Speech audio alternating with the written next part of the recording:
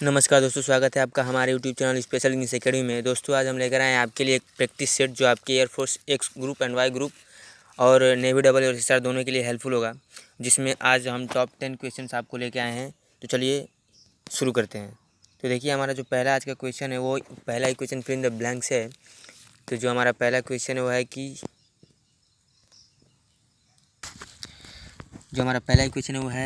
सी, उसके बाद fill in the blanks दिया हुआ है, उसके बाद है द 2 कैंडल इन 1 ब्रेथ। ठीक है, चलिए दोस्तों, इन 4 ऑप्शन दिए हुए, इन 4 ऑप्शन का अगर हमें हिंदी मालूम हो तो हम यहाँ फिल कर सकते हैं और इसका मीनिंग जो है हम सेंटेंस की निकाल सकते हैं। तो देखिए, हमें इसके लिए पहले इन चारों की हिंदी पता होनी चाहिए। तो देखिए, हम पहले पुल डाउन की हिंदी बताते हैं। पुल डाउन का मतलब होता है उतारना। ठीक है, पुट आउट का मतलब होता है बुझाना, पुट अप का मतलब होता है उठाना एंड पुट अवे का मतलब होता है रखना। ठीक है, किसी चीज़ को उठा किसी स्थान पे रखना। ठीक है, तो देखिए 2 कैंडल इन 1 ब्रेथ, यानी यहाँ पर मोमबत्ती को बुझाने की बात हो रही है। ठीक है ना, कैंडल्स की बात आ रही है। तो पुट आउट हमारा ऑप्शन भी यहाँ पर चाहिए, क्योंकि पुट आउट का मतलब होता है बुझाना। अगर हम पुट आउट यहाँ रखते हैं, अगर इसकी हिंदी निकालें तो क्या होगी? She put out the 2 candles in 1 breath. ठीक है, वह एक ही सांस में 2 मोमबत्तियाँ बुझा देती है। ठीक है, तो हमारा ऑप्शन भी यहाँ पर सही होगा। चलिए अगले क्वेश्चन पे आते हैं। अगला क्वेश्चन नंबर 2 है, meaning of encumbrance best express by. Best express by का मतलब समझते हैं आप? इसका मतलब कि ये सैनोनिम्स पूछ रहा है। ठीक है, इनकम्बरेंस की सैनोनिम पूछ रहा है, यानी कि इसका मिलता जुलता वर्ड इन 4 ऑप्शन में से कोई एक ऐसा वर्ड है जो इनकम्बरेंस की मीनिंग रख रहा है। ठीक है, तो देखिए, इनकम्बरेंस की अगर आपको हिंदी पता है तो आप इनमें से किसी को भी आप टिक करके इसका सैनोनिम्स निकाल सकते हो, यानी बेस्ट एक्सप्रेसेस निकाल सकते हो। ठीक है, तो देखिए, इनकम्बरेंस का मतलब होता है भार। ठीक है, यानी वजन। ठीक है, बोझ भी कह सकते हो आप। तो चलिए, हमें तो इनकम्बरेंस की हिंदी मालूम हो गई। अब इनमें से कोई एक ऐसा वर्ड होना चाहिए जिसका हिंदी बोझ भार होना चाहिए, बोझ या भार होना चाहिए। ठीक है, तो चलिए पहले हम डिस्टर्बेंस की हिंदी निकालते हैं। डिस्टर्बेंस का हिंदी होता है खलल या विघ्न। ठीक है, डिस्ट्रैक्शन का मतलब होता है आकर्षण, यानी अट्रैक्शन, किसी चीज़ के ऊपर आपका लगाव, उसको डिस्ट्रैक्शन बोलते हैं। जैसे आप कोई दूसरा काम कर रहे हो और दिमाग किसी दूसरी चीज़ पे घूम रहा है तो उसको डिस्ट्रैक्शन बोलते हैं। पढ़ाई कर रहे हो, सोच रहे हो अपने करियर के बारे में, तो करियर क्या है? यहाँ पे डिस्ट्रैक्शन के रूप में कार्य कर रहा है। ठीक है, चलिए ऑप्शन सी की बात करें। Option C burden. बर्डन का मतलब क्या होता है? बोझ होता है, भार होता है। और इनकम्बरेंस का मतलब क्या बताया था मैंने? भार या बोझ। तो हमारा ऑप्शन सी यहाँ पर बर्डन के रूप में सही होगा, बेस्ट एक्सप्रेस बाय। ठीक है, ऑप्शन डी की बात कर ले तो हिंड्रेंस का मतलब होता है अवरोध। अवरोध यानी कि रुकावट होता है हिंड्रेंस का मतलब। तो चलिए, इससे तो हमें कोई मतलब नहीं है, हमें तो ऑप्शन बी से मतलब। तो हमारा ऑप्शन सी यहाँ पर बर्डन के रूप में सही है।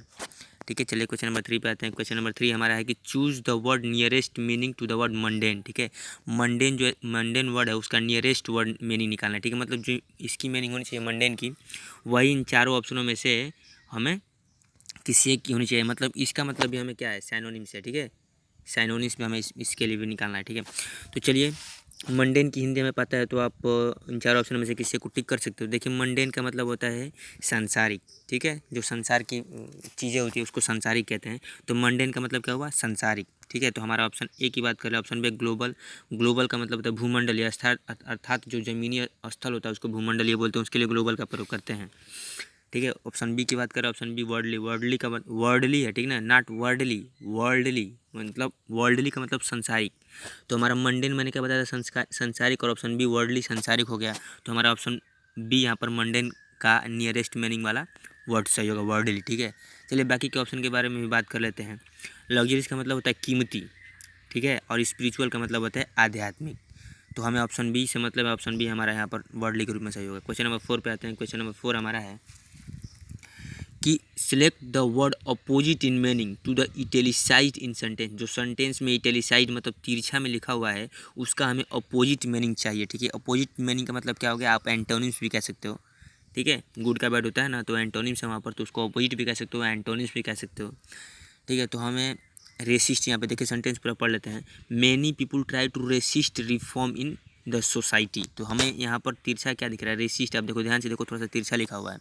तो रेसिस्ट का मतलब क्या होता है? प्रतिरोध होता है। ठीक है, यानी रोकना होता है। प्रतिरोध तो किसी चीज़ में रुकावट होती है, तो रेसिस्ट का मतलब रोकना होता है। और हमें क्या चाहिए? मतलब कि हमें एक सब विलोम अगर चाहिए, अपोजिट चाहिए, तो क्या होगा कि आप उसको चीज़ को स्वीकार करो, उस चीज़ को प्रतिरोध नहीं करो, मना नहीं कर रहे हो, उसका स्वीकार कर रहे हो। ठीक है, तो ऑप्शन सी देखिए हमारा क्या है? एक्सेप्ट। एक्सेप्ट का मतलब आपने क्या पढ़ा होगा, स्वीकार करना ही पढ़ा होगा। तो हमारा रेसिस्ट का opposite word accept option C के रूप में यहाँ पर सही होगा, ठीक है। चलिए बाकी के ऑप्शन के बारे में बात करें तो रिपेल का मतलब होता है प्रतिकर्षित करना, यानी अपने से दूर भगाना। वेलकम का मतलब क्या होता है, स्वागतम होता है, यानी सत्कार होता है, स्वागत करना होता है। फाइट का मतलब तो लड़ाई होता है, झगड़ा होता है। तो हमारा ऑप्शन सी यहाँ पर एक्सेप्ट के रूप में सही होगा रेसिस्ट के लिए, ठीक है। चलिए क्वेश्चन नंबर 5 पे आते हैं। क्वेश्चन नंबर 5 आपके स्क्रीन पे आप देख सकते हो कि choose the word opposite in meaning to the word paltry. इसका भी मतलब वही हुआ दोस्तों जो अगले वाले में पूछा था, यानी कि इसकी भी एंटोनिम से पूछ रहा है, पर इसके लिए भी हमें पाल्ट्री का मीनिंग मालूम होना चाहिए। तो पाल्ट्री का मतलब क्या होता है, पाल्ट्री का मतलब होता है दोस्तों नगण्य, जिसको गिना ना जा सके, ठीक है।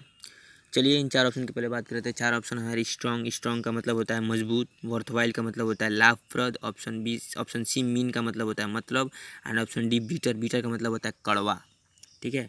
तो पाल्ट्री का मैंने क्या मतलब होता है, पाल्ट्री का मतलब नगण्य बताया था, जिसको गिना ना सके, मतलब जिससे कोई आपको कोई भी उससे लाभ ना हो, मतलब वही हुआ है ना नगण्य, किसी चीज़ में नहीं गिना जा रहा है, मतलब ना इधर का ना उधर का, मतलब उससे कुछ मतलब ही नहीं है।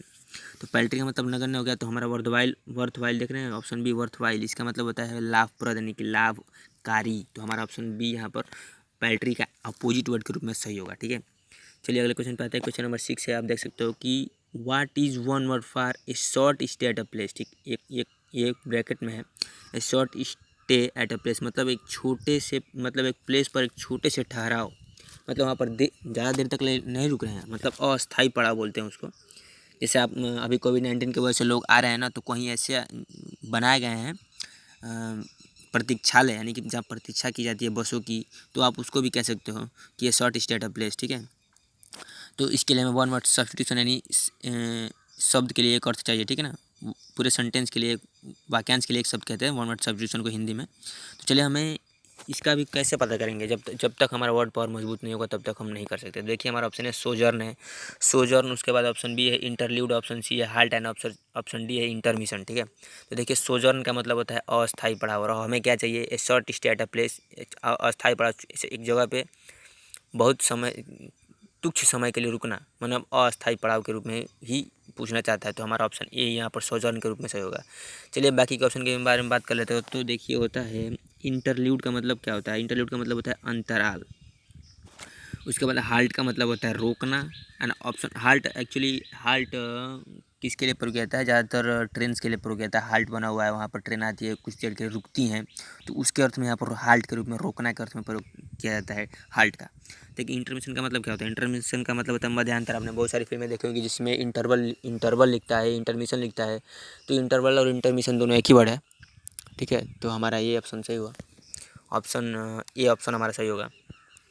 चलिए क्वेश्चन नंबर 7 पे आते हैं। देखिए क्वेश्चन नंबर 7 है कि select the most appropriate word for blank space in the sentence. जो यहाँ खाली स्थान भरा हुआ है, सेंटेंस ये है, ठीक है। ये सेंटेंस नहीं है, ये तो क्वेश्चन है।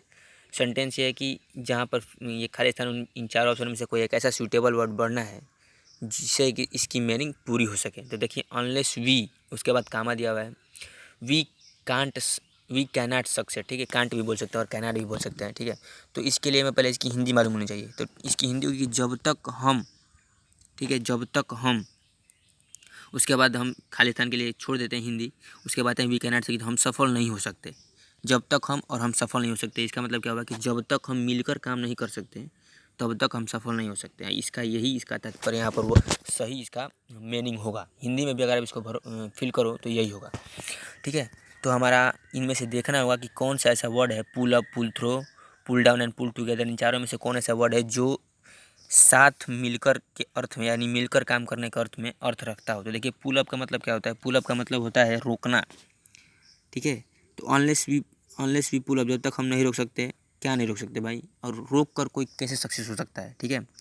तो हमारा ऑप्शन ए गलत हो गया। ऑप्शन बी की बात करें, ऑप्शन बी पुल थ्रो, पुल थ्रो का मतलब होता है सफल होना, ठीक है। तो ये भी नहीं हो सकता, क्योंकि जब तक हम सफल नहीं हो सकते, जब तक हम सफल नहीं होंगे तब तक हम सफल नहीं हो सकते। ये तो सेंटेंस कहने में भी अजीब लग रहा है, ठीक है।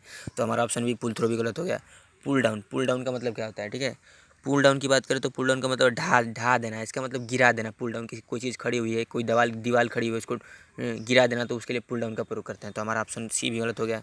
ऑप्शन डी पे आते हैं, बचा हमारा ऑप्शन डी, तो यही सही भी होगा, क्योंकि देखिए पुल टुगेदर का मतलब होता है मिलकर काम करना, और यहाँ पर अगर हम पुल टुगेदर लगाते हैं तो क्या होगा कि pull together we can not succeed. जब तक हम मिलकर काम नहीं करते, जब तक कि हम मिलकर काम नहीं करते, वी कैन नॉट सक्सीड, हम सफल नहीं हो सकते। तो हमारा पुल टुगेदर के रूप में ऑप्शन डी यहाँ पर सही होगा। चलिए क्वेश्चन नंबर 8 पे आते हैं। क्वेश्चन नंबर 8 है choose the correct spelled word. ये 4 दिया हुआ है वर्ड, इनमें से कोई एक ऐसा है, ये देखिए सुपरिंटेंडेंट लिखना चाहता है, अपर अधिकारी, सुपरिंटेंडेंट का मीनिंग होता है अपर अधिकारी। तो इन चारों में से कोई एक ऐसा ही वर्ड है जो सुपरिंटेंडेंट का स्पेलिंग रखता होगा, ठीक है। तो देखिए हमारा पहला है SUPERINTENDENT। ये हमारा ऑप्शन गलत है क्योंकि डबल यहाँ पर नहीं होगा, सिंगल ही होगा तो ये सही हो सकता है, ठीक है। तो हमारा ऑप्शन बी देखते हैं, SUPERINTENDENT सुपरिंटेंडेंट। तो हमारा ऑप्शन बी यहाँ पर सही होगा क्योंकि यह डबल नहीं बल्कि सिंगल ही है, ठीक है। क्वेश्चन नंबर 9 पे आते हैं, देखिए, ठीक है। तो क्वेश्चन नंबर 9 हमारा देखिए क्या कि which part of the following sentence has an error, मतलब इस सेंटेंस के किस वाले भाग में गलती है। एरर का मतलब क्या होता है, गलती होती है, ठीक है। तो चलिए पढ़ते हैं। देखिए ये 4 भागों में बांटा हुआ option A, B, C and D, ठीक है। तो कोई एक ऐसा पार्ट है, ये जो है सिर्फ A है और ये B है, ये C है एंड ये D है। तो इन चारों में से कोई एक ऐसा पार्ट है जो जिसमें गलती है और आपको टिक करना है, ठीक है। मतलब उसमें गलती है लेकिन आंसर में वही सही होगा, ठीक है। कहने का मतलब आप समझ जाओगे। देखिए पहले सेंटेंस पढ़ते हैं कि he was honourably acquitted from the charge, उसके बाद नो एरर, मतलब कोई गलती नहीं। ऑप्शन अगर कोई गलती नहीं तो ऑप्शन डी लगाते, लेकिन ऐसा नहीं है, इसमें एक गलती है। देखिए हमारा ऑप्शन बी देखिए, एक्विटेड के बाद टू का प्रयोग होता है दोस्तों, ठीक है, ना कि फ्रॉम का। ये सेट प्रीपोजिशन का मामला है। किसका मामला है, सेट प्रीपोजिशन का। कुछ वर्ड ऐसे होते हैं जो हमेशा अपने बाद निश्चित प्रीपोजिशन ही लेकर आते हैं, उनके अलावा उनके बाद कुछ दूसरा प्रयोग ही नहीं होता, ठीक है। जैसे ऑब्स्टेन के बाद हमेशा फ्रॉम का प्रयोग होता है, ए बाइट के बाद बाई का प्रयोग होता है, ठीक है। एब्जॉर्ब के बाद इन का प्रयोग होता है, एम के बाद ऐड का प्रयोग होता है। उसी तरह से यहाँ पर एक्विटेड के बाद टू का प्रयोग होता है, ना कि फ्रॉम का, ठीक है। टू का मतलब इससे होगा, फ्रॉम का मतलब इससे होगा, लेकिन फ्रॉम का मतलब हम जब एक दूसरे से अलग हो रहे हैं तब का प्रयोग होता है, ठीक है। जैसे पेड़ से पत्तियाँ गिरी हैं, वहाँ पर से के अर्थ में फ्रॉम का प्रयोग करेंगे, लेकिन यहाँ पर से के अर्थ में एक्विटेड के बाद टू का प्रयोग करेंगे, ठीक है। तो हमारा ऑप्शन बी यहाँ पर, ऑप्शन बी वाले पार्ट में एरर है, ठीक है। तो हमारा ऑप्शन बी यहाँ पर सही होगा।